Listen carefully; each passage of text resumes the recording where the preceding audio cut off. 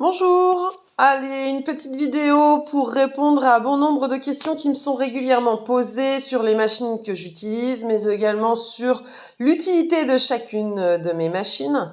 Donc, je fonctionne avec une machine à coudre, comme vous pouvez le voir, une surjeteuse 4 fils et une recouvreuse. Alors, première chose, la machine à coudre, oui, c'est une Bernina. Maintenant, elle a déjà, c'est quand même une certaine gamme. Tout le monde n'a pas forcément besoin de cette gamme. On a un petit peu de tout au niveau des capacités. Le tout étant de savoir quel budget, quelle utilisation, et où vous en êtes en fait dans la technicité de la couture.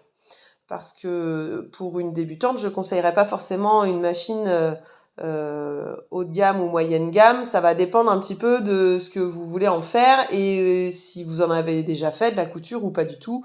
Bref, je pense que parfois il vaut mieux commencer par une toute simple, voire une machine Lidl, voir si ça permet de voir si la couture vous plaît déjà et si c'est le cas, à ce moment-là, pourquoi pas investir dans une machine qui sera adaptée notamment aux matières que vous utilisez, puisque si vous allez coudre du cuir ou si vous allez coudre simplement du coton en permanence, vous n'aurez pas les mêmes besoins, d'accord? Donc voilà, ça c'est la machine à coudre. Ensuite, on passe à la surjeteuse. La surjeteuse qui commence déjà à avoir un petit peu d'âge, c'est une Babylock. J'aime beaucoup cette marque qui est quand même très fiable. Malheureusement, le coût va avec. Donc celle-ci, elle est en tension manuelle mais semi-automatique malgré tout, puisque j'ai pas souvent de réglage à faire au niveau des tensions. Ensuite, on passe sur la recouvreuse, qui est une autre machine Babylock également. J'en suis très contente, hein. Là encore, ça a un certain coût et c'est une machine qui vient en complément. Pour vous présenter, la machine à coudre pour moi est un indispensable et le basique, bien entendu. On ne démarre qu'avec une machine à coudre. On peut tout faire, que ce soit surfiler les bords des tissus ou faire les ourlets, l'aiguille double, etc.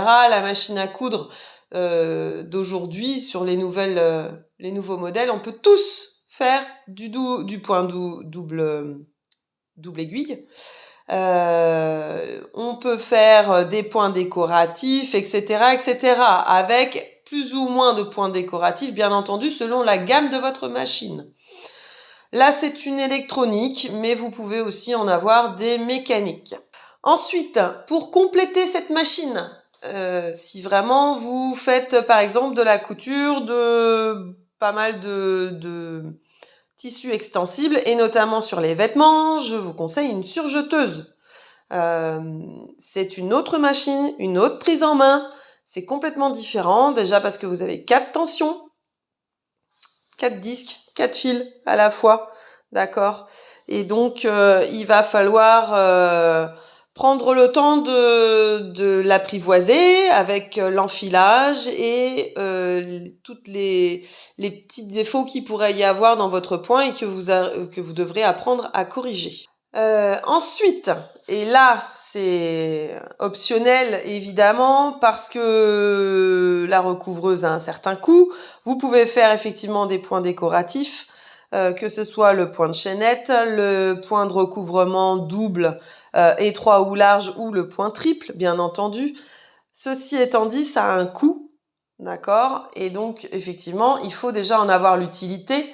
Moi, je fais la totalité de la garde-robe de mes enfants, y compris la mienne. Je n'achète que les chaussettes. Donc forcément, c'est une machine qui me permet de gagner du temps, qui me permet d'avoir plus d'opportunités en tous les cas que ma machine à coudre.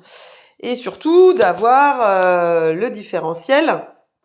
Tout comme sur la surjeteuse, le différentiel vous permet de moduler selon l'élasticité de votre tissu et le rendu souhaité.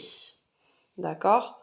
Donc, c'est à réfléchir. En tous les cas, si vous faites beaucoup de vêtements, peut-être que vous serez amené effectivement à vous offrir une recouvreuse, sans quoi je pense que c'est pas forcément utile et que vous pouvez vous en sortir avec une machine à coudre et une surjeteuse, voire une machine à coudre seule.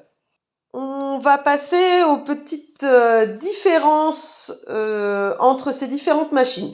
Donc, sur une machine à coudre, on a le fil supérieur, bien entendu, que j'ai ici, voire avec un deuxième fil supérieur si je travaille à l'aiguille double ici, d'accord. On a une aiguille ou deux, bien entendu, en fonction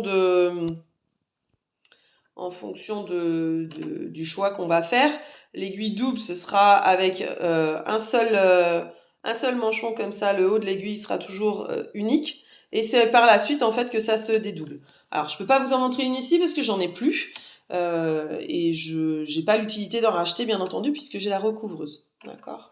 Et donc, personnellement, j'ai la canette qui est au niveau vertical.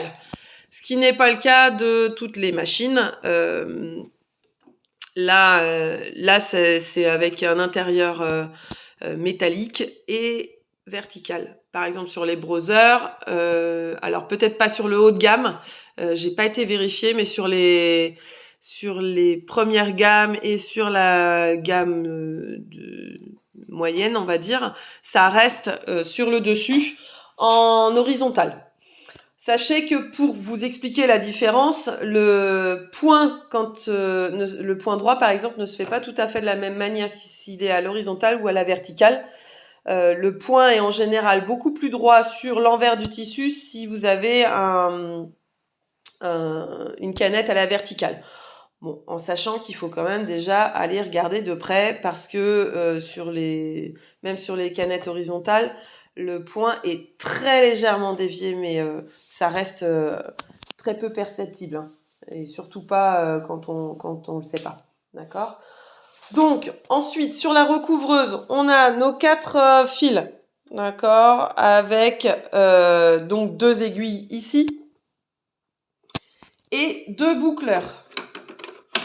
D'accord. Voilà, donc on a le supérieur ici et l'inférieur ici qui viennent chercher en fait nos deux aiguilles ou une aiguille si vous travaillez en 3 fils.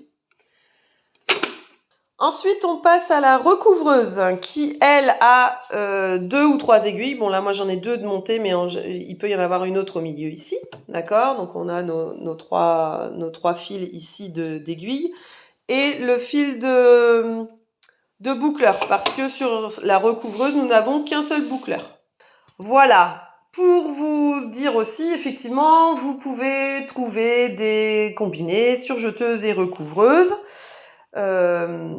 Maintenant, je suis pas... Alors après, ça c'est très très personnel hein, comme choix. Je suis pas fan, sauf chez Babylock. Je vous explique pourquoi. Parce que chez Babylock, c'est un simple bouton pour passer de surjeteuse à recouvreuse sur les hauts de gamme, encore une fois.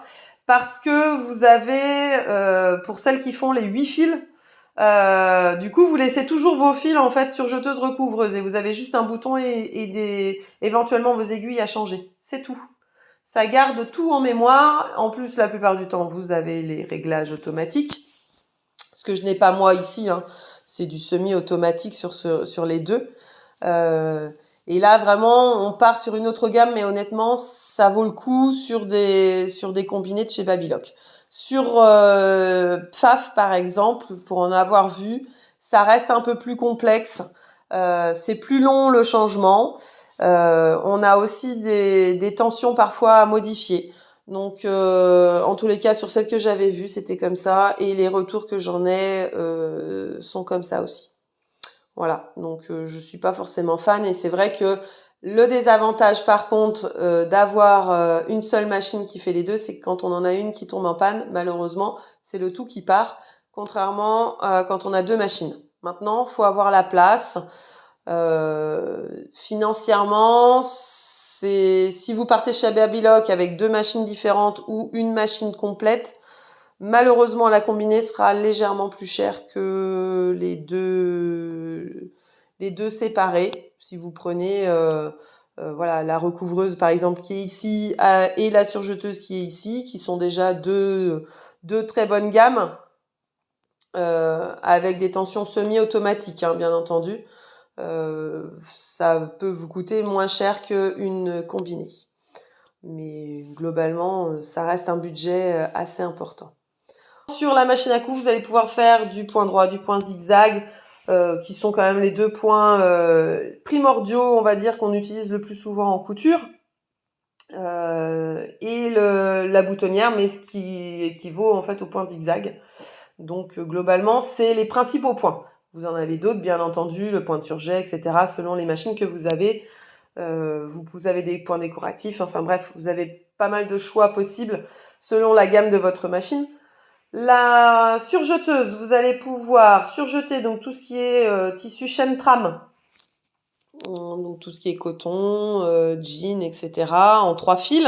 Et vous allez pouvoir assembler tout ce qui est matière tricotée, donc le jersey, le sweat, etc. en 4 fils. Et là, vous allez pouvoir assembler directement. C'est un petit peu l'avantage par rapport à la machine à coudre, puisque vous avez le différentiel qui vous permet de gérer l'élasticité. Et donc, du coup, pas besoin d'assembler à la machine à coudre, vous passez directement à la surjeteuse. Et la recouvreuse va vous permettre de faire un point de sécurité avec le point de chaînette, par exemple, pour l'assemblage de l'entrejambe des jeans ou de la fourche, par exemple.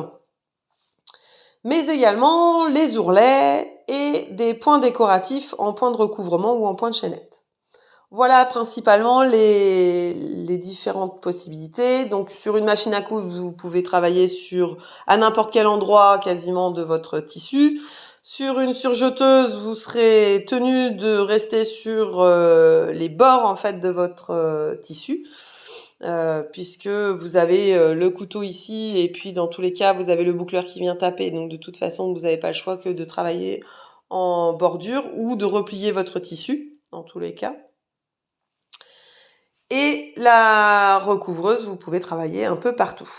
Voilà, n'hésitez pas en cas de besoin à me dire, je répondrai à vos questions.